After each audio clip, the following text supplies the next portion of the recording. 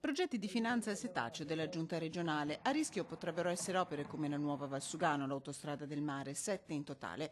Sul primo progetto di legge del suo secondo mandato è lo stesso Luca Zaia, governatore del Veneto, a mettere la firma ed è il presidente a difenderlo davanti all'intero Consiglio regionale. Il voto quasi scontato. Su Zaia e il suo progetto fa quadrato l'intera maggioranza. Parola mantenuta, la prima legge che di fatto ci dà modo di mettere mano ai project, sono 6 project in piedi e quindi uno per uno valuteremo se si va avanti oppure no. La legge prevede la revisione dei project financing, dove non si è ancora arrivati alla stipula della convenzione per la concessione sulla base di valutazioni come l'attualità del progetto, ad esempio, di cui saranno incaricati l'Avvocatura regionale e un gruppo di tecnici. Contraria all'opposizione, 16 gli emendamenti presentati dal Partito Democratico e 5 Stelle ribadiscono la necessità di una copertura finanziaria certa prima dell'inizio di ogni opera.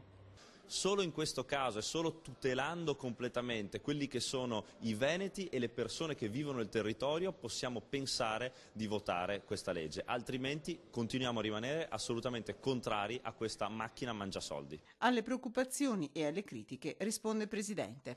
Qui con i project si possono fare due cose: cancellarli o andare avanti. Non ci sono variazioni sul tema, nel senso che non esiste l'ipotesi di buttare fuori un proponente e andare a cercare un'altra impresa. Quindi o li si cancella, quindi li si blocca, oppure si va avanti.